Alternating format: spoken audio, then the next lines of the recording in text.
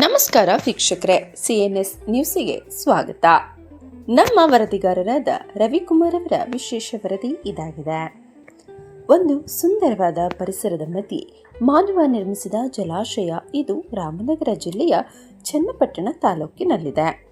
ಬೆಂಗಳೂರಿನಿಂದ ಸುಮಾರು 65 kilometre, ರಾಮನಗರದಿಂದ 15 kilometre ದೂರದ ಪರಿಸರದ ಮಧ್ಯದಲ್ಲಿ ಕಂಡುಬರುವ ಕಣ್ವಾ ನದಿಗೆ 1946ರಲ್ಲಿ ಅಡ್ಡಲಾಗಿ ಕಟ್ಟಿದ ಡ್ಯಾಂ ಇದಾಗಿದೆ. ಸುತ್ತಮುತ್ತ ಹಚ್ಚ ಹಸಿರಿನ ಹೊದಿಕೆಯ ಬೆಟ್ಟಗುಡ್ಡಗಳ ಸಾಲುಗಳು, ಪ್ರಶಾಂತವಾದ ವಾತಾವರಣ ಸ್ಥಳವಾದುದರಿಂದ ಇದು ಪಿಕ್ನಿಕ್ಗೆ ಸೂಕ್ತವಾದಂತಹ ಪ್ರವಾಸಿ ತಾಣವಾಗಿದೆ.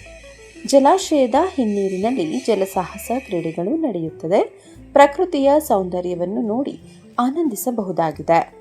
ಇದರ ಜೊತೆಗೆ ಕಣ್ವಾ ಮಹಾಋಷಿ ದೇವಾಲಯ, ಬಸ್ತಿ ಬೆಟ್ಟಗಳನ್ನು ವೀಕ್ಷಿಸಬಹುದಾಗಿದೆ. ಇದು ಒಂದು ಪ್ರವಾಸಿ ತಾಣವಾಗಿರುವುದರಿಂದ ಒಂದು ದಿನದ ಪ್ರವಾಸಕ್ಕೆ ಇದು ಸೂಕ್ತವಾದಂತಹ ಸ್ಥಳವಾಗಿದೆ.